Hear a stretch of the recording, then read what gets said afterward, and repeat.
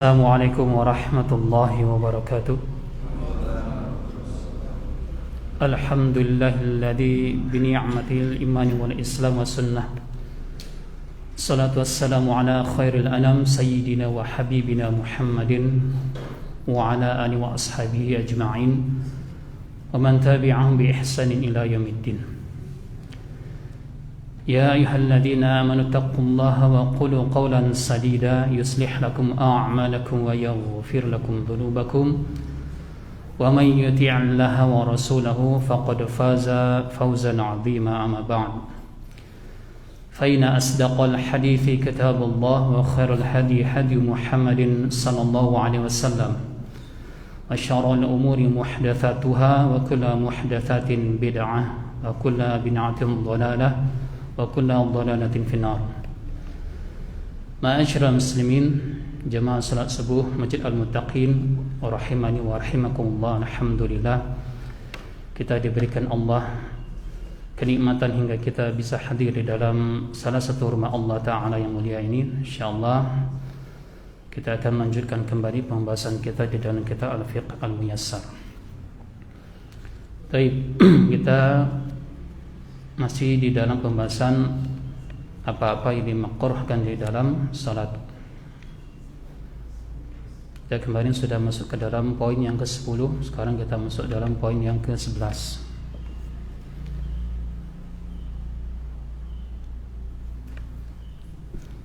Yakni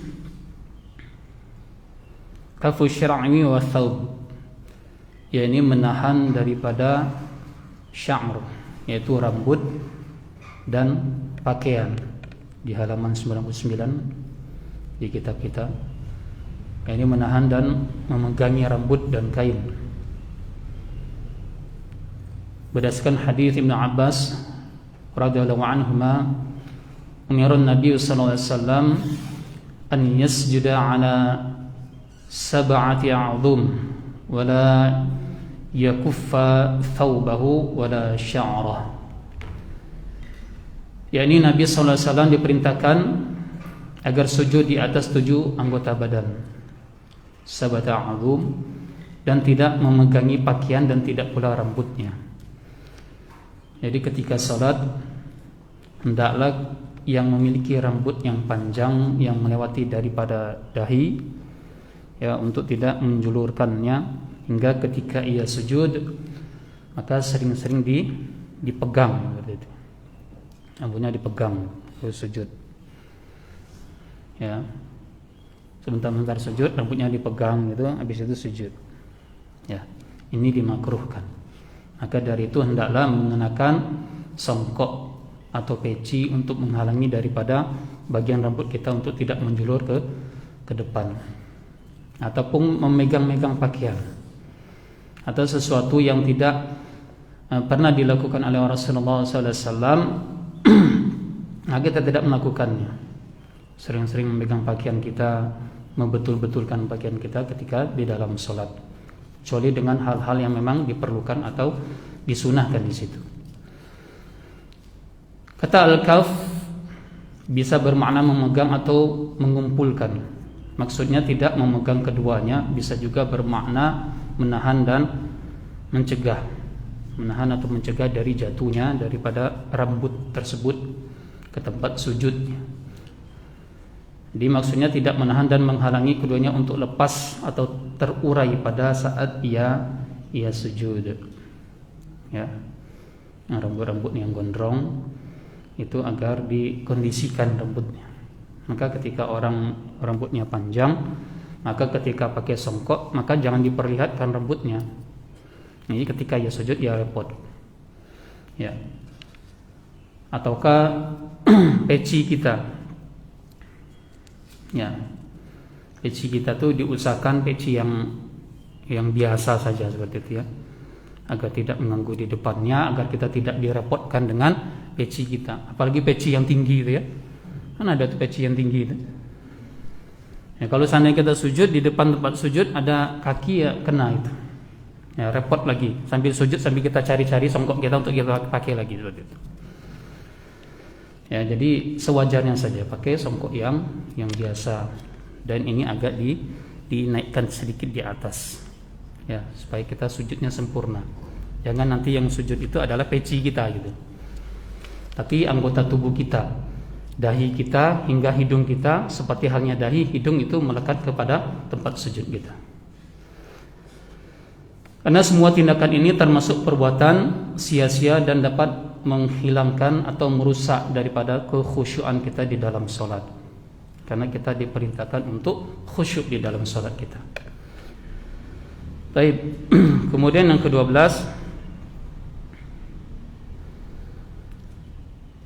as-salatu bihadarati ta'am. yakni sholat saat hidangan sudah siap atau dalam keadaan menahan daripada dua hajat, atau dalam keadaan kita menahan daripada dua hajat, bahwa yudafi'ul al-akhbathain, yang menahan daripada dua hajat kita, yakni ketika kita buang air kecil maupun buang air besar, ya. Sebagaimana sabda Nabi sallallahu alaihi wasallam, la salata bihadratit ta'am wala wa huwa yudafi'uhu al-akhbathan. Akhbathan di sini maksudnya adalah dua hajat itu tadi, yakni buang air kecil dan buang air besar. Jadi ketika kita sedang menahan buang air kecil dan buang air besar, itu dimakruhkan untuk salat, maka tunaikan dulu. Tunaikan daripada hajat kita buang air kecil, ya, atau buang air besar. Karena dikhawatirkan ketika kita lagi dalam keadaan salat, maka kita ini menahan-nahan perut kita, ya, sehingga kita tidak khusyuk. Tapi khusyuk kita menahan perut kita. Kapan salat ini segera selesai, ya, seperti itu biasanya, ya. Atau ketika makanan sedang dihidangkan, karena ini termasuk salat. La salata bihadratit ta'am, tidak ada salat.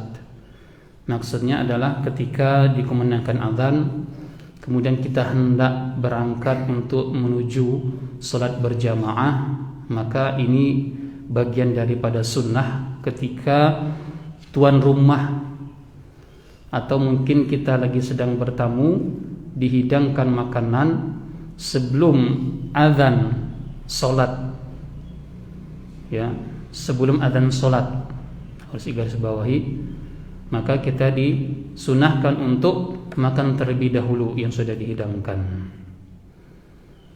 ya. Walaupun ada catatan-catatan, seperti halnya penulis mengatakan, adapun makruhnya salat saat makanan telah terhidang, maka hal tersebut dengan syarat dirinya berminat dan berhasrat untuk makan.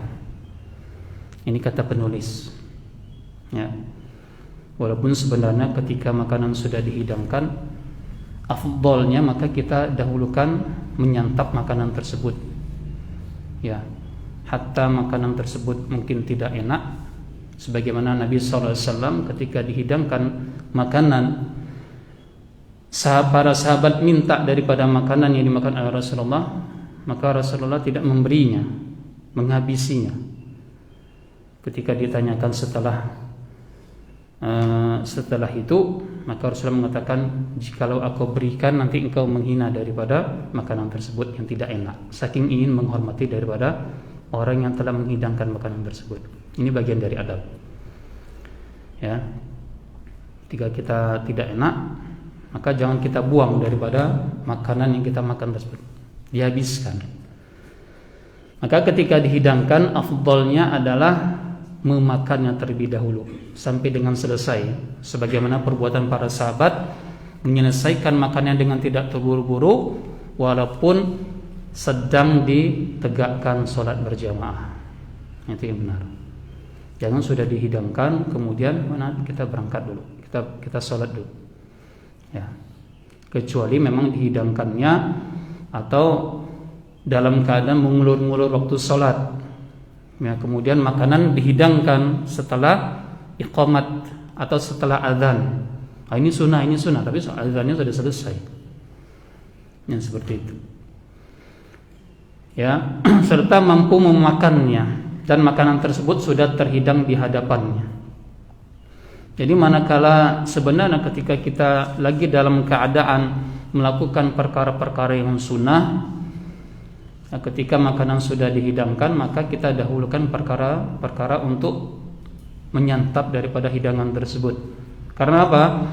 Karena solat yang wajib saja untuk berjamaah kita la sonata, tidak ada solat. Ya, apalagi dengan perkara-perkara yang sunnah. Ini pernah terjadi ketika seorang ustaz datang ke rumah saya. Ya, saya tidak tahu beliau lagi sedang saum, sedang puasa. Saya hidangkan teh. Akhirnya diminum oleh beliau. Hafizallahu ta'ala. Kemudian baru beliau mengatakan, tadi anak itu lagi sedang berpuasa. Ya, tapi karena antum hidangkan, anak minum. Nah, seperti itu. Ini menunjukkan apa? La salata bihadrati ta'am itu dengan perkara-perkara yang wajib untuk salat berjamaah. Apalagi dengan perkara-perkara yang sunnah. Maka lebih utama dia untuk membatalkan puasa sunnahnya. Ya. Dan anak pada saat itu tidak enak gitu ya. Akhirnya dia membatalkan daripada puasanya, puasa sunnah maksudnya. Seandainya makanannya telah tersedia namun dia sedang berpuasa atau sangat kenyang, ini menurut penulis, sehingga tidak berhasrat kepadanya atau belum bisa dimakan karena masih panas. Ini sekali lagi ini menurut penulis ya. Menurut penulis. Maka dalam keadaan seperti ini tidak makruh salat atau makanan tersebut telah terhidangkan. Maksudnya apabila kita salat sudah dihidangkan, ya kita lagi berpuasa tapi kita tidak lagi sedang berhasrat.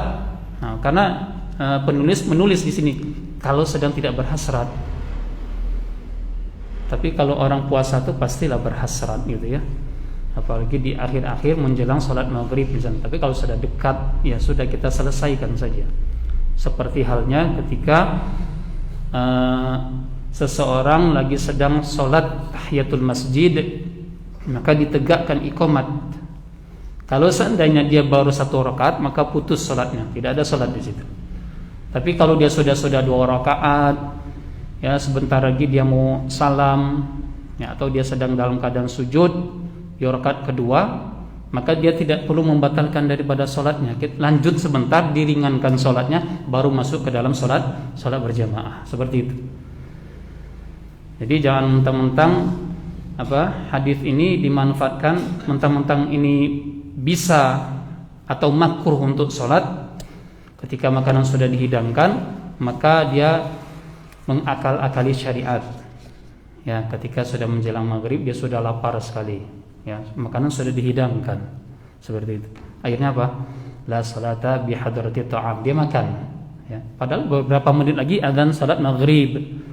Ya, maka ini juga tidak diperkenankan hal demikian. Adapun 2 hajat, maka keduanya adalah buang air kecil dan buang air besar. Sungguh Nabi sallallahu alaihi wasallam telah melarang hal ini seluruhnya. Jadi baik itu kita dalam keadaan menahan air buang air kecil ataupun buang air besar, ya maka kita anjurkan, yang diutamakan dulu yakni menunaikannya, yakni hajat kita tersebut, buang air kecil maupun buang air besar, dengan tidak menahannya. Walaupun ada yang berusaha untuk menahannya, supaya apa? Supaya tidak tertinggal sholat berjamaah. Nah, ini yang harus diperhatikan. Jadi kita tidak melihat sholat berjamaahnya, tapi yang kita lihat adalah 2 hal ini. Daripada menahan hajat ini, maka dikatakan la salata bihadrati ta'am, dan menahan daripada 2 hajat al-ahbathan tadi. Jadi makruh ketika kita lanjutkan salat kita, ya makruh. Ya, hukumnya makruh. Karena nanti menghilangkan daripada kekhusyuan kita ketika di dalam salat.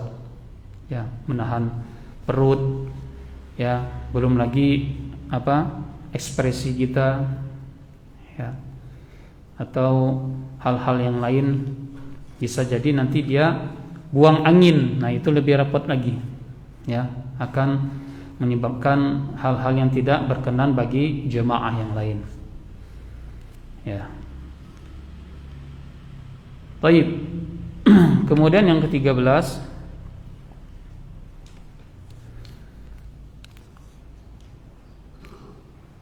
raf'ul basari ila sama'i, yakni mengangkat pandangan kita ke atas langit. Maksudnya mengangkat kepala kita ini melihat ke atas. Ya. Maksudnya ila sama itu maksudnya ke atas. Jadi di perumpamaan kita melihat ke langit walaupun kita lagi di dalam masjid. Jadi dimakruhkan ketika dalam salat. Sering kita lihat biasanya kalau orang salat lagi munfarid, orang salat sendirian, ya salatnya dari atas seperti itu, tapi dia dalam keadaan salat, ya, itu dimakruhkan karena ini juga menghilangkan kekhusyuan salat.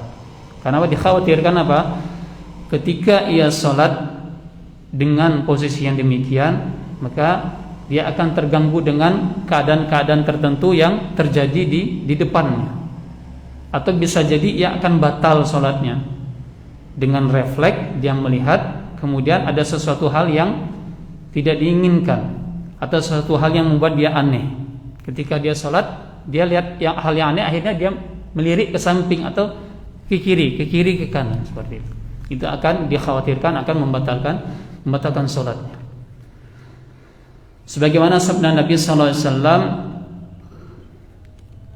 la yantahiyanna aqwamun yarfa'una absarahum ila as-sama'i fi as-salati aw la tukhtafanna absaruhum. Hendaknya orang-orang benar-benar berhenti untuk mengangkat. Itu yantahi. Itu dalam ta'kid dan non ta'kid menunjukkan bahwasanya ini tidak main-main, sungguh ya. Itu ada kalau dalam kaidah nahwu. Ayantahiyanna. Hendaknya orang-orang yang benar-benar berhenti untuk mengangkat pandangannya mereka ke langit, yakni ke atas maksudnya, dalam salat atau penglihatan mereka akan disambar. Wallahu a'lam bishawab. Jadi berhati-hati kita di dalam salat kita jaga salat kita, karena kita ketika dalam salat itu bukan hanya untuk menunaikan daripada kewajiban kita. Karena beda orang yang melaksanakan salat dengan orang yang mendirikan salat. Orang yang melaksanakan salat tujuannya adalah bagaimana salat itu segera berakhir dan dia terlepas daripada beban syariat. Sudah selesai, pokoknya salat itu selesai. Tapi dirubah mindset kita bahwasannya salat itu adalah sebuah kebutuhan. Dan kita inginkan bahwasannya kita merasa lagi sedang berkalam dengan Allah Ta'ala, lagi sedang berbicara. Jadi kita lagi bermunajat. Bagaimana ketika kita dengan seseorang atau berkunjung ke rumah seorang, kita melafadzkan sesuatu atau berkalam kita kepada seorang, maka kita pasti akan menunaikan dengan baik, dengan sopan, dengan santun, dengan tidak terburu-buru. Bagaimana kalau kita seandainya mau meminjam uang kepada saudara kita, kemudian kita langsung mengatakan, aku mau pinjam uang. Ya, mana uangnya? Ya, pasti tidak akan diberi. Tapi kita usahakan untuk apa? Untuk prolog terlebih dahulu. Ya, ngobrol, tanya kabar, bagaimana anak, ya, kamu sehat saja. Setelah itu masuk, ngobrol-ngobrol, baru kita utarakan maksud dan tujuan kita. Ya. Apalagi ke Sang Khaliq, ke Sang mencipta kita, Allah Ta'ala. Maka kita harus lebih berusaha menjaga adab-adab, ya, khusyuknya di situ, dan berusaha untuk mentadabburi daripada bacaan-bacaan kita ketika di dalam salat. Minim bacaan-bacaan yang masyhur, yang umum yang kita baca, baik ketika ruku', ketika i'tidal, ketika sujud, ketika duduk di antara dua sujud, ketika tasyahud awal, tasyahud akhir, atau bacaan Al-Fatihah kita itu sendiri. Ya. Jangan-jangan ketika kita membaca Al-Fatihah atau ketika kita menjadi makmum, si imam baca Al-Fatihah kita tidak tahu artinya.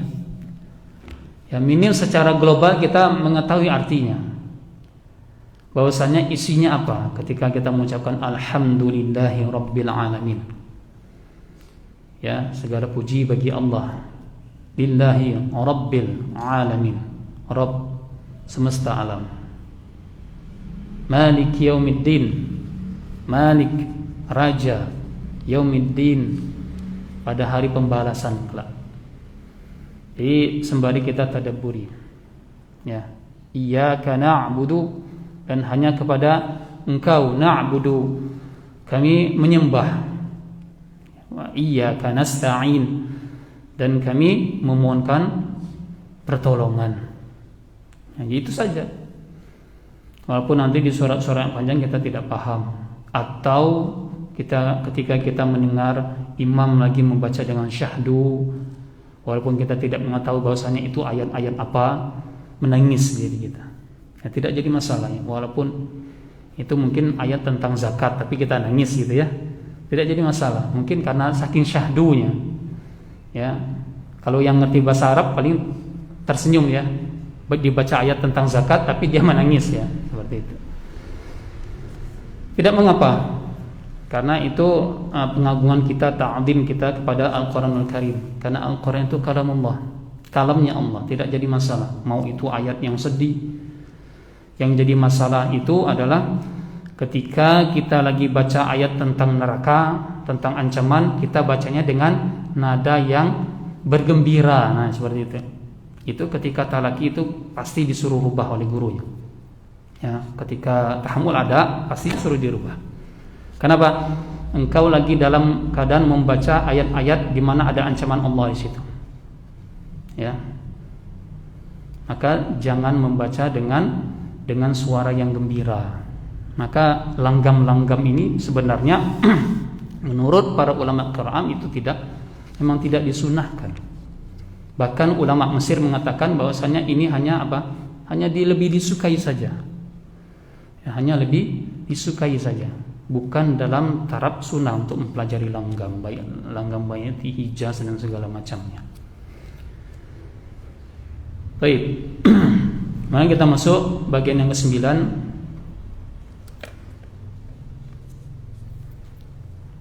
Yakni hukum orang yang meninggalkan salat, hukmu tarikis salah. Ini hukum-hukum orang yang meninggalkan salat. Jadi orang yang meninggalkan salat di sini ada dua pendapat nanti. Ya, ini ada yang mengatakan bahwasannya yang meninggalkan salat dikarenakan dia kufur atau tidak meyakini ini adalah sebuah kewajibannya kepada Allah Subhanahu wa taala, bahwasannya jatuh kepadanya hukum kafir. Ya, sebagaimana nanti disebutkan dalam hadisnya. Yang kedua, ada orang yang meninggalkan salat tetapi dikarenakan dirinya malas. Ya. Walaupun ada pendapat yang ekstrim juga mengatakan baik itu meninggalkan satu saja, ya, karena dia meninggalkan salat maka kafir, sebagaimana hal yang tersebut di dalam hadis. Ya. Tapi tidak demikian. Ana lebih berat daripada pendapat yang mengatakan bahwasannya tidak sampai jatuh hukum kafir bagi orang-orang yang karena lalai. Ya, lalai tapi dia masih sholat, masih meyakini daripada kewajiban sholat tersebut. Ya, sebagai rukun Islam. Jadi barang siapa yang meninggalkan sholat dikarenakan ia mengingkari daripada kewajibannya, jumhur ulama mengatakan ia kafir murtad. Kafir murtad. Karena ia telah mendustakan Allah Ta'ala dan Rasulnya dan ijma' kaum muslimin. Ya. Dan barang siapa yang meninggalkan solat karena malas dan meremehkannya, maka pendapat yang sahih adalah bahwa ia juga kafir. Ini pendapat penulis. bila dia meninggalkannya terus-menerus dan meninggalkannya secara keseluruhan. Berdasarkan firman Allah Ta'ala yang mengisahkan orang-orang musyrik, fa in tabu wa aqamus salata wa atau az-zakata fa ikhwanukum fid din. Jika mereka bertaubat, mendirikan salat dan menunaikan zakat, maka mereka itu adalah saudara-saudara kalian seagama. Jadi maksudnya apa? Bahwasannya ketika seorang muslim hendak mengakui seorang musyrik itu sebagai saudara-saudaranya, syaratnya apa? Ia bertobat. Yang pertama, ia bertobat daripada perbuatan musyriknya, baru jadi saudara kita seagama. Seperti itu. Kemudian yang kedua adalah ia mendirikan salat. Yang ketiga, ia menunaikan zakatnya. Dia sudah mampu, enggak menunaikan zakat. Dia mampu salat tapi tidak salat. Beda dengan orang yang benar-benar tidak mau salat sama sekali. Dari mulai ia jatuh kepada hukum baligh di situ, dia sudah dewasa, kemudian dia tidak pernah melakukan salat, ini yang dikatakan oleh penulis. Ya. Secara keseluruhan ia tinggalkan. Sampai akhir hayatnya dia tidak pernah melakukan salat, maka jatuh hukum kafir di situ. Beda dengan orang yang kadang-kadang salat ya, atau dia salat maghrib, isya, subuh. Tapi begitu salat duhur dikarenakan sibuknya pekerjaannya, maka ia tidak sempat salat. Ya. Ataukah dia salat di jamak gitu ya. Jamak tanpa udzur. Ada yang demikian, ada orang yang melakukan jamak. Nah tadi salat apa? Ya, tadi di jamak salat duhur. Kenapa tadi ada rapat katanya. Seperti itu. Ini tidak dibenarkan. Tidak ada udzur syar'i yang menyebabkan seorang boleh menjamak salat atau mengqasar salat ketika ia dalam urusan dunianya. Kalau disyariatkan maka silakan.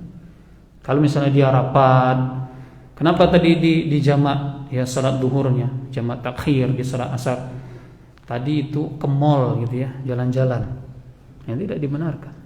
Atau dia mengqasar salatnya. Ketika salat duhur dia qasar ya salat asarnya. Kenapa? Mau jalan-jalan ke Jatim Park misalnya seperti itu. Itu tidak dibenarkan. Ya. Ada yang terjadi demikian. Jadi ayat ini menunjukkan bahwa selama mereka orang-orang musyrik belum mewujudkan syarat mendirikan salat, maka mereka bukan muslimin dan bukan saudara kita. Maksudnya bukan saudara kita, yakni saudara kita satu keyakinan, saudara kita seagama. Berdasarkan sabda Nabi, al-ahdul ladzi bainana wa bainahum as-salat. Faman tarakaha faqad kafara. Jadi perjanjian kita dengan mereka itu adalah salat, kata Rasulullah. Faman tarakaha, dan barang siapa yang meninggalkannya faqad kafara, maka sungguh ia telah kufur, sungguh ia telah kafir. Jadi barang siapa yang meninggalkannya menurut konsensus para sahabat, maka ia telah keluar dari agama Islam. Tapi tidak demikian juga ya, langsung menjudge orang yang meninggalkan sholat sekali saja itu sudah kafir. Hati-hati kita ya. Karena apa? Karena Allah Ta'ala itu tidak mengampuni dosa itu hanya dosa syirik. Meninggalkan sholat tidak termasuk dalam kategori dosa-dosa yang tidak Allah ampuni. Innallaha yaghfiru dzunuba jami'an. Sesungguhnya Allah mengampuni seluruh dosa-dosa. Dan di ayat yang lain Allah menyebutkan innallaha la yaghfiru an yushraka bih wa yaghfiru ma duna dzalika liman yasha. Allah tidak akan mengampuni daripada dosa-dosa syirik apabila dia mati dalam keadaan tidak bertobat dari dosa syirik. Ini ayat berkaitan dengan orang yang meninggal dunia apabila dia masih membawa dosa syirik dan tidak sempat untuk bertobat di dalamnya. Dan Allah mengatakan wa yaghfiru ma duna dzalika liman yasha, dan Allah mengampuni dosa-dosa selain daripada itu, maksudnya selain daripada dosa syirik. Ya, jadi hati-hati kita mengatakan enggak sholat tadi tidak sholat zuhur, enggak kafir kamu. Ya, tidak.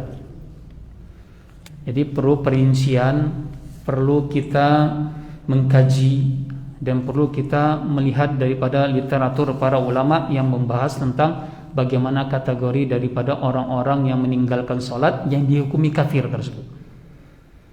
Ya, seperti halnya penulis mengatakan sebenarnya yang dihukumi kafir itu adalah yang meninggalkan secara keseluruhan, tidak pernah sholat sama sekali, disuruh sholat tidak mau, sampai akhir hayatnya tidak mau sholat. Na'udzubillah min dzalik. Ya, itu yang dikatakan dia bisa jatuh hukum kafir kepadanya. Tapi kalau seandainya dia yang dikarenakan malas tapi masih sholat, maghrib sholat, isya sholat, subuh sholat, tapi zuhur sama asar enggak, ya gitu, seperti itu. Atau bolong-bolong, dia karena kesibukan gitu ya, kesibukan urusan dunianya. Dan berdasarkan sabda Nabi sallallahu alaihi wasallam, inna bainar rajuli wa bainasy syirki wal kufri tarkus shalah. Ini sudah masyhur ya hadis ini. Sungguhnya batasan antara seorang dengan kesyirikan dan kekufuran adalah tarkus shalah. Jadi makna tarkus shalah ini adalah makna meninggalkan salat secara keseluruhan. Jadi perlu dipahami, garis bawahi, makna tarkus shalah di sini adalah mengandung makna meninggalkan salat itu secara keseluruhan. Jadi jangan sampai diterjemahkan tarkus sholat, meninggalkan sholat. Ketika dia terluput dari salah satu sholat, maka kita mengatakan kafir. Faman tarakaha faqad kafara. Nah, tidak demikian. Ya.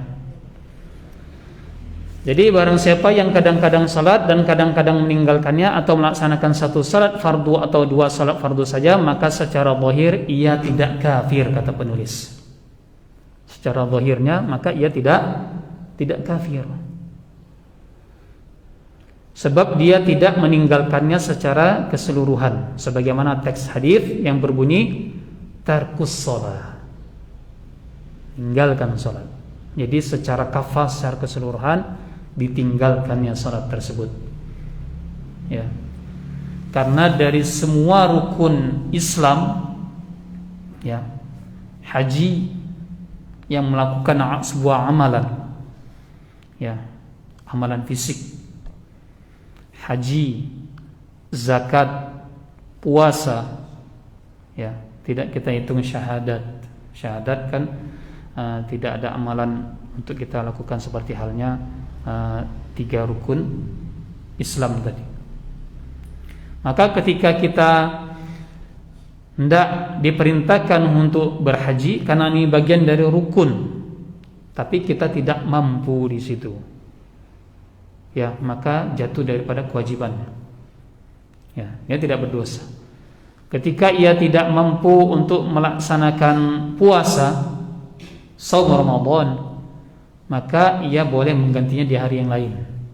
Atau bagi yang sudah tidak memungkinkan untuk melakukan puasa, maka dia melakukan bayar fidyah, seperti itu.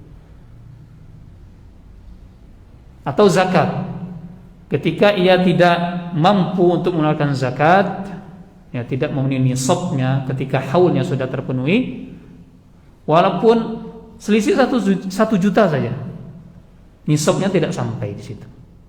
Dari hitungan 85 gram emas dikalikan harga emas pada saat itu, pada saat jatuh haulnya, maka ketika itu jatuh dihitung tidak memenuhi nisab, maka ia tidak wajib bayar zakat,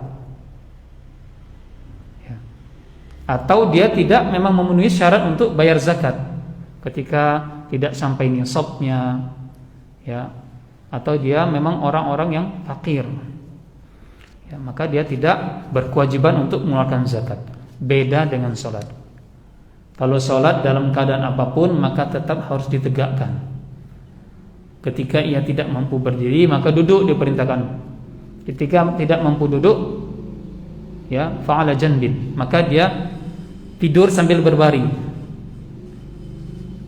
Atau ketika tidak bisa menggerakkan sama sekali tapi masih punya perasaan untuk melakukan sholat, maka dengan isyaratnya dia sholat.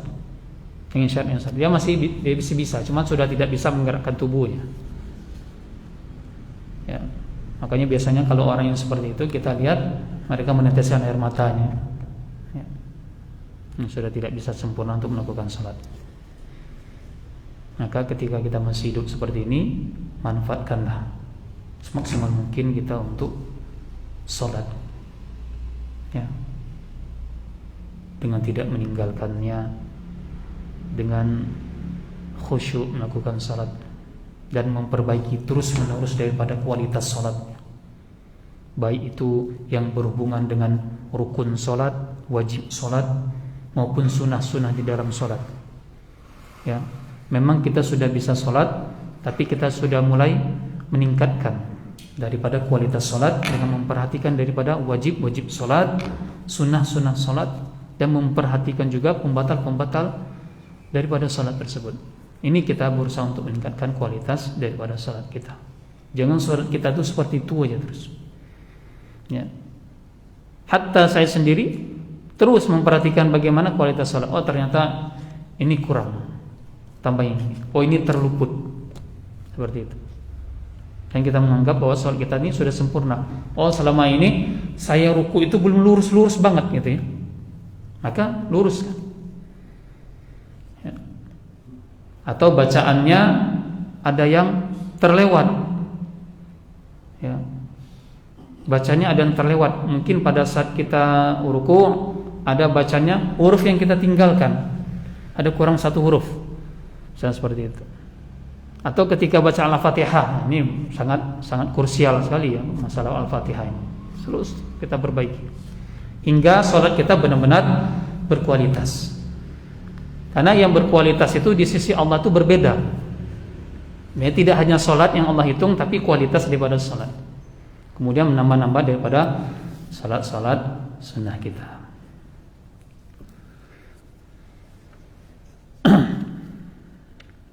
Baik.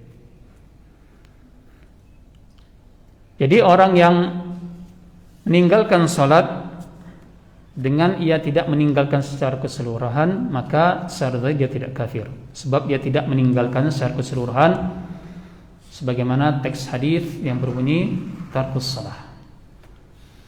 Dia meninggalkan sholat tertentu, bukan semua sholat, kata penulis. Dan hukum asalnya Islamnya tetap tegak. Bahkan ia masih saudara seagama. Maka kita tidak menghukuminya keluar dari Islam. Jadi tidak boleh kita hukumi ia keluar dari Islam, kecuali dengan sesuatu yang pasti. Maksudnya adalah bukan dikarenakan ia meninggalkan sholatnya yang secara tidak keseluruhan tersebut. Mungkin dia meninggalkan sholat duhur, sholat asar, tapi kita meyakini ia telah keluar dari agama Islam dikarenakan perkara-perkara yang lainnya yang memastikan bahwasanya ia telah keluar dari agama Islam. Seperti halnya perbuatan syiriknya, ya, atau menyembah patung, atau perbuatan-perbuatan yang lain ia yakini bahwasannya itu diperbolehkan. Ya, jangan ia menyembah Allah Ta'ala tapi dia juga menyembah daripada selain Allah Ta'ala. Ya. Maka makna iyyaka na'budu wa iyyaka nasta'in itu bermakna apa? Bermakna tauhid pada Allah Ta'ala. Karena hanya kepada Allah saja kita beribadah, menyembah itu hanya kepada Allah. Ketika kita hendak minta tolongnya hanya kepada Allah Ta'ala. Maka dianjurkan dan sangat ditekankan bagi hamba Allah Ta'ala agar ketika kita membutuhkan sesuatu hal atau kita dalam keadaan sedang memiliki masalah, maka yang kita lakukan dahulu adalah meminta kepada Allah Subhanahu wa taala pertolongannya, baru pada manusia. Itu rentetannya. Jadi ketika kita hendak menginginkan sesuatu atau meminta pertolongan, maka minta tolong pada Allah dulu, kemudian baru nanti kepada manusia. Misalnya kita menginginkan meminjam uang kepada seseorang, besok rencana mau ke Surabaya meminjam uang, seperti itu. Maka kita berdoa di malam hari sebelum kita berangkat, ya Allah, kalau seandainya ini ada jalan yang Kau berikan padaku, ya maka mudahkan urusanku nanti di Surabaya. Gerakkan hati orang tersebut agar bisa memberikan pinjaman uang tersebut kepada hamba-Mu ini, ya Allah. Sudah selesai. Berangkat kita besok. Ketika besok kita sudah sampai di Surabaya, tidak dipinjamin uang, maka katakan qaddarullahu wa ma syafa'al. Ya, itu takdir Allah. Udah. Kalau kita demikian, insyaallah kita akan diberikan sesuatu yang lebih baik dari apa yang tidak kita dapat pada saat itu. Ya. Hatta ketika kita misalnya dalam perjalanan sekalipun, dengan tidak mengeluh ketika naik motor, putar jalan itu Ketika kita jalan itu ternyata lebih macet, jangan kita mengeluh bahwasanya kenapa aku tidak tadi lewat di jalan sebelumnya yang tidak macet. Maka ahsannya kita ucapkan qadarullah wa ma syafa'al, karena itulah yang terbaik yang Allah berikan. Bisa jadi ketika dia tidak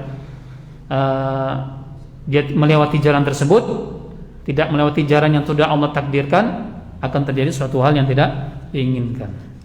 Pernah terjadi suatu hal ya, ketika pesawat apa dulu yang datang tuh, Sukhoi ya, seorang pejabat yang ingin ikut, ya tidak bisa ikut, ya kemudian marah-marah, kenapa tidak bisa ikut?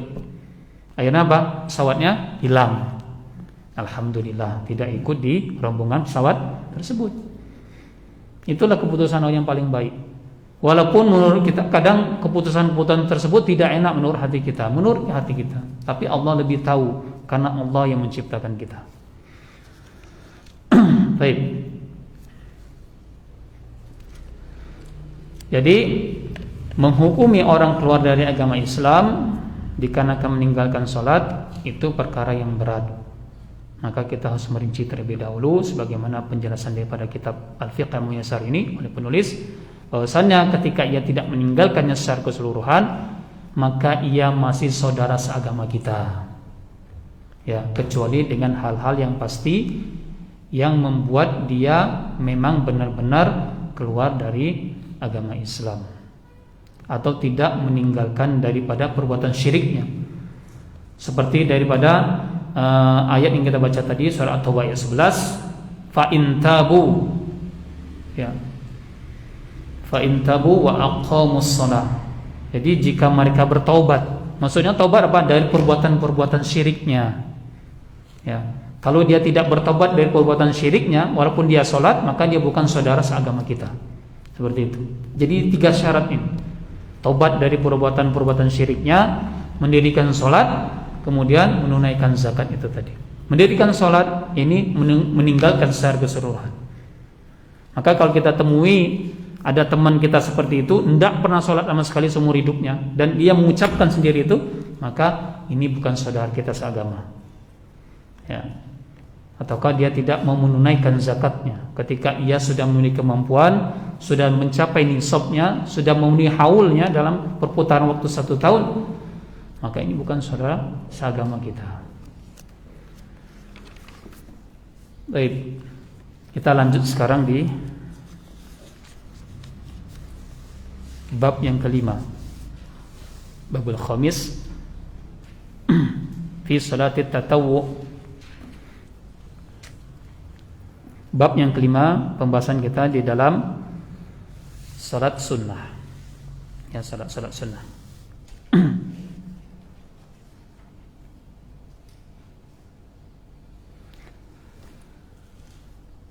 Di dalam bab salat sunnah ini terdiri dari beberapa bagian. Ya, ini yang dimaksud dengan sunnah atau tatawwu itu adalah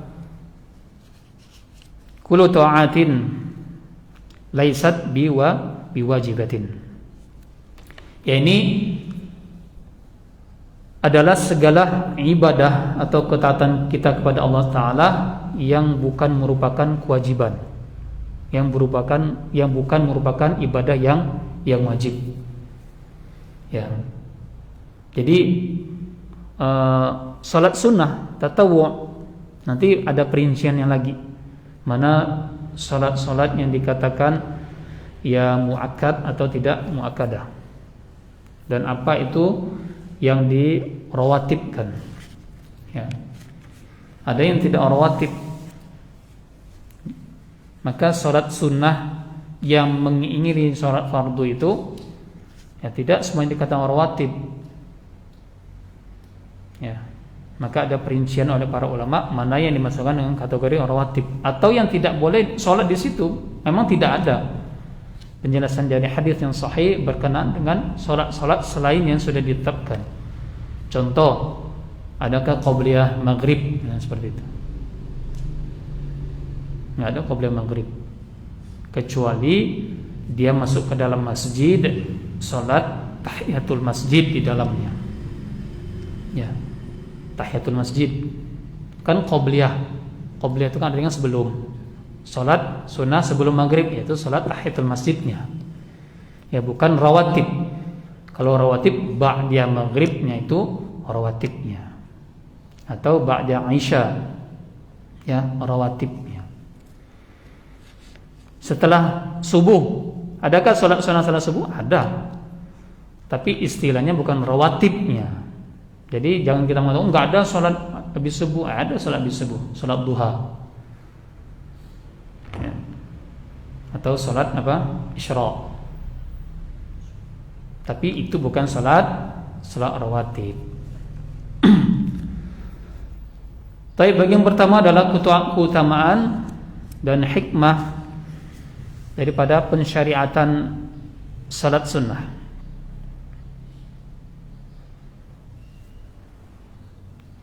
Fadluhu, yakni keutamaannya. Yang pertama, salat sunnah termasuk sarana mendekatkan diri kepada Allah Subhanahu wa taala selain yang diwajibkan kepada hamba Allah. Dan paling utama setelah jihad fisabilillah. Jadi salat sunnah ini sangat penting untuk kita perdalami ilmu mengenai salat sunnah. Bahkan salat sunnah ini adalah salat yang nanti dipertanyakan oleh Allah Subhanahu wa taala, diperintahkan kepada malaikat untuk ditanyakan, adakah ia melakukan salat-salat yang lainnya? Karena salat sunnah ini adalah salat yang berfungsi untuk menambal daripada salat-salat wajib kita, terutama salat rawatib yang mengiringi pada salat fardu. Bahkan juga ia lebih utama, ya, lebih utama daripada mencari ilmu atau menuntut ilmu. Salat sunnah, maka jangan dianggap remeh untuk salat sunnah. Berusaha untuk kita lakukan salat sunnah apabila kita tidak memiliki udhur sama sekali. Jadi salat sunnah itu ditegakkan ketika kita tidak ada udhur yang menyebabkan kita meninggalkan. Bukan kita menganggap bahwasannya hukum sunnahnya itu menggugurkan kita untuk tidak melakukan salatnya. Ya, jadi garis bawahi istilah sunnah di situ bukan menjadikan kita menggugurkan daripada pelaksanaan salat sunnahnya. Nah, ini kan sunnah, akhirnya tidak dilakukan. Yang penting yang wajib-wajib saja. Ya, tidak demikian. Seperti halnya Imam Syafi'i mengatakan bahwasannya salat berjamaah di masjid itu hukumnya apa? Hukumnya sunnah. Oh, berarti boleh enggak salat? Jadi pikirannya ke sunnah itu adalah bahwasannya boleh untuk tidak salat berjamaah di masjid. Ini keliru. Imam Syafi'i tidak mengatakan demikian. Tidak pernah menafsirkan demikian. Ya, maksudnya apa? Kenapa Imam Syafi'i ketika kita melihat riwayat-riwayat bahwasannya beliau sering ke salat masjid. Tapi kenapa mengatakan itu sunnah? Hal itu menjadi sunnah, tidak wajib. Kalau mengatakan itu wajib, berarti meninggalkannya dosa. Kalau seandainya ada sesuatu hal yang menyebabkannya dia tidak bisa melaksanakan salat tersebut, maka itu hukumnya sunnah. Bukannya kita meninggalkan karena hukumnya sunnah itu tadi. Bisa dipahami ya? Jadi bukan karena hukumnya sunnah maka kita tinggalkan sama sekali. Tidak. Tapi hukumnya sunnah ketika kita ada udhur menyebabkan kita tidak bisa sholat di situ, maka hukumnya sunnah. Beda kalau wajib. Mau tidak mau kita harus lakukan. Hatta wajib pun kalau kita ada udzur menyebabkan kita tidak bisa melakukannya, seperti halnya salat berjamaah, misalnya kita sakit, maka kita boleh untuk tidak salat berjamaah di situ. Hatta Rasulullah SAW pun ketika ia dalam keadaan sudah tua, ya, dibopong, dibawa, tetap untuk melakukan salat berjamaah di masjid. Ya, barulah ketika itu Abu Bakar As-Siddiq menggantikan beliau untuk mengimami salat. Seperti itu. Kalau tidak ada udzur maka lakukan. Jadi salat sunat termasuk sarana mendekatkan diri pada Allah Ta'ala yang paling utama setelah jihad dan mencari ilmu. Karena Nabi SAW selalu mendekatkan diri pada Allah Ta'ala melalui salat-salat sunnah. Ya, jadi di salat-salat sunnah itulah kita memohon, perbanyak doa. Ketika kita dalam salat berjamaah itu terbatas untuk kita berdoa. Ketika mau sujud, mau doa, ya, dia sudah balik duduk, ya. Duduk tidak tasyahud akhir. Nah, kita tidak sempat untuk berdoa banyak. Ya. Ketika tasyahud akhir, sebelum salam kita pengen berdoa, Assalamualaikum warahmatullah. Enggak sempat untuk doa banyak. Kapan doanya? Di salat sunnah kita. Ya. Sedekat-dekat seorang hamba dengan Rabbnya, fahuwa sajidun fa'aktsirud du'a. Jadi ketika ia sujud itu maka perbanyaklah doa, kata Rasulullah. Kapan? Salat sunnah itu. Kalau salat wajib bagaimana kita memperbanyak? Mau sujud, Allahu Akbar, tak bisa banyak doa kita. Ketika tasyahud akhir sebelum salam, mau doa untuk buat ibu kita, Allahumma ighfir, Assalamualaikum warahmatullahi wabarakatuh, sudah. Tapi kalau kita salat sunnah, kita bisa banyak kan daripada doa kita.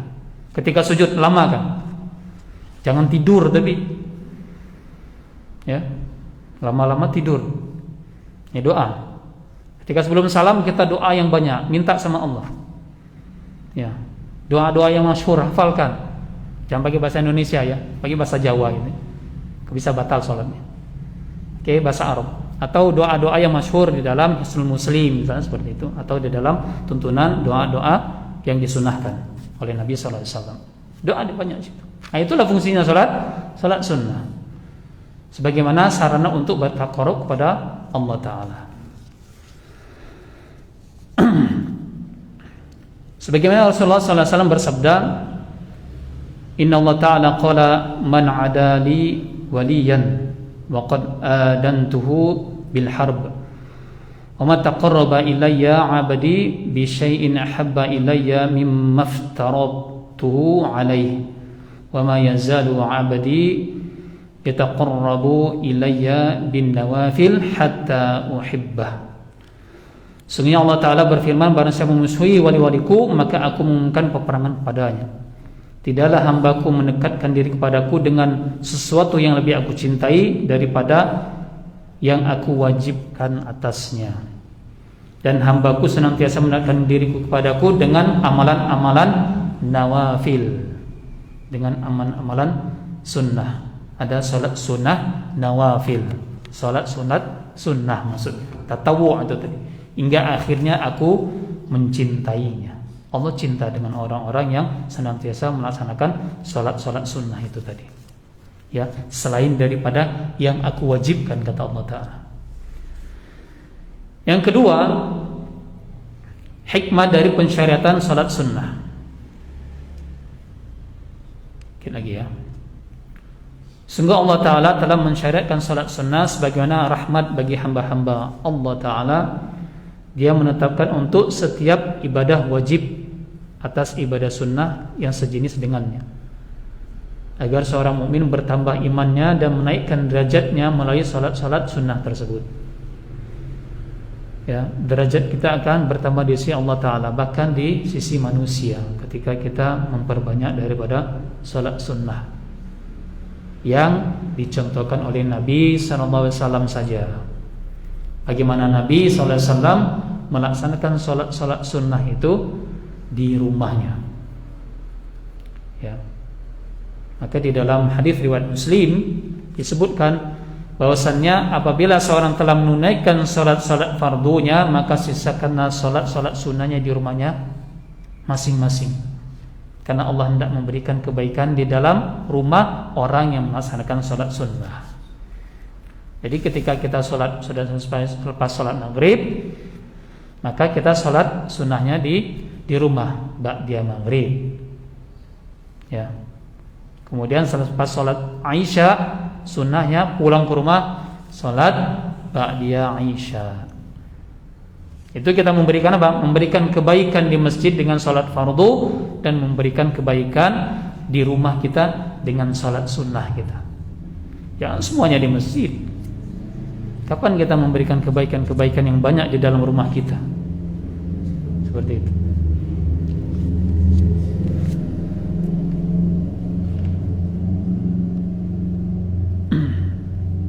Dan agar ibadah wajibnya bisa disempurnakan, selain mengangkat derajat tersebut, agar apa? Agar ibadah-ibadah wajib yang tidak sempurna dari sholat fardunya itu bisa disempurnakan dan ditambal dari sholat sunnahnya.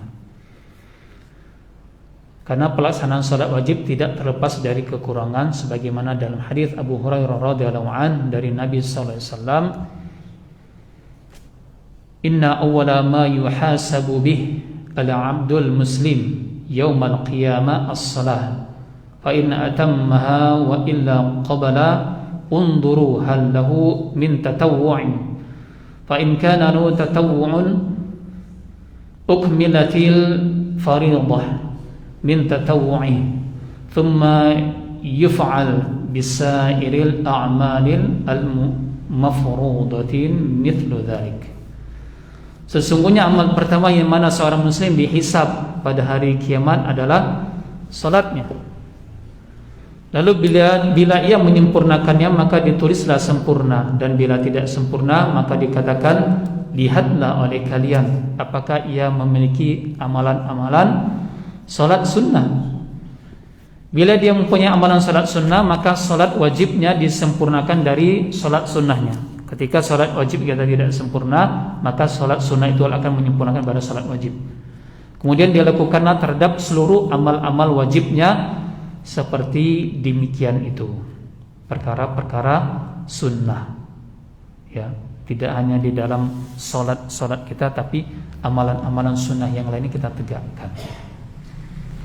Baik, demikian saja Pak, insyaallah bermanfaat. Insyaallah kita akan lanjutkan pertemuan berikutnya di bagian kedua, ini pembagian daripada salat sunnah. Baik, ada pertanyaan di sini? Nah, persilakan 5 menit. Fadhil. Misalkan ada seseorang pejabat merasa bahwa perbuatannya itu bukan menyentuh Tuhan, nah itu bagaimana hukumnya? Misalkan pejabat A dia melakukan ritual mandi malam jam 12 malam agar supaya jabatannya itu jadi bisa diteruskan atau langgeng. Dan yang kedua, misalkan saya memeriksa air bersihnya di kolam tersebut dalam rangka nantinya kayaknya mau dibuat mandi sang pimpinan. Ya. Apakah kami termasuk bagian dari ritual-ritual yang sebenarnya itu bagian kemusyrikan? Ya. Tapi si pejabat tersebut menganggap bahwa itu bukan suatu perbuatan musyrik. Nah, itu kira-kira bagaimana? Baik. Nah, bismillah wassalamu ala rasulillah. Baik, perbuatan musyrik, ya, orang musyrik itu adalah orang pelakunya. Syirik itu perbuatan. Jadi perbuatan syirik adalah perbuatan di mana seseorang menghambakan dirinya, memohon pertolongan itu kepada selain Allah Ta'ala. Itu definisinya. Jadi apabila orang beribadah kepada selain Allah, maka ia musyrik, pelaku syirik. Musyrik itu pelaku syirik. Kalau seandainya dia meminta pertolongan pada selain Allah, maka itu juga seorang yang musyrik. Jadi dalam hal ini, kasus ini adalah orang yang menganggap bahwasannya seluruh, ya, daripada kehidupannya atau daripada jabatan yang miliki, itu tergantung daripada ritual-ritual tertentu. Kalau tidak dia lakukan, maka tidak demikian. Tapi orang ini sholat, ini ada demikian. Ya, orangnya sholat, tapi dia meminta selain. Maka Allah katakan apa? Orang yang menyekutukan diriku adalah orang yang meminta pertolongan selain daripada aku. Maksudnya apa?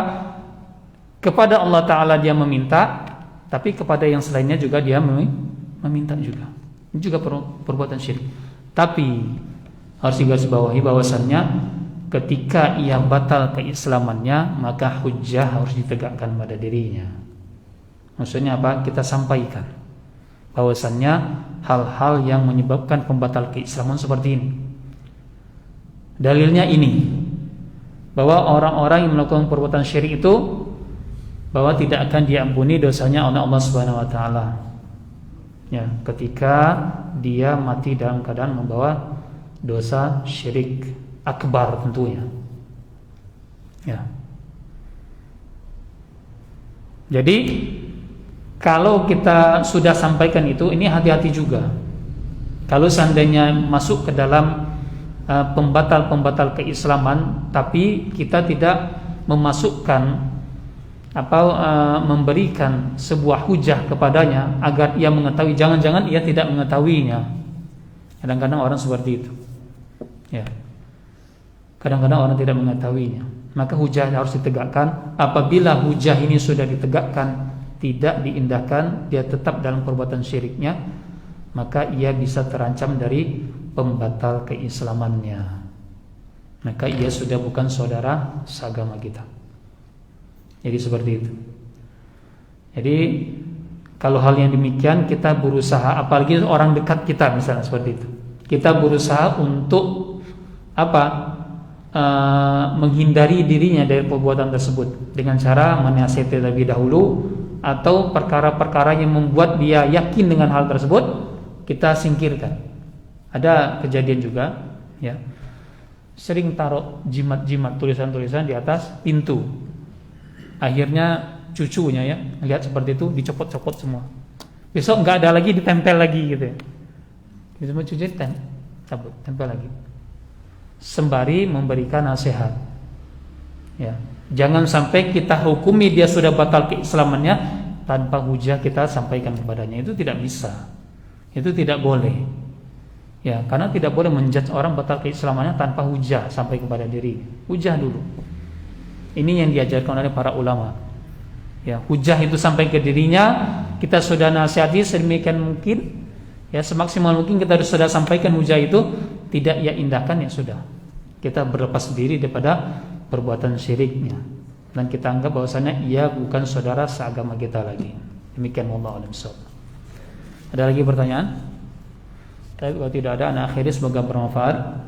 Ya, semoga yang sedikit ini bisa memberikan keluasan ilmu kepada kita semua.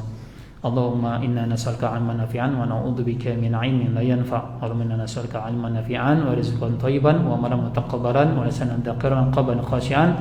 Kita tutup dengan doa kafaratul majelis. Subhanakallahumma wa bihamdika asyhadu an la ilaha illa anta astaghfiruka wa atubu ilaik. Assalamualaikum warahmatullahi wabarakatuh.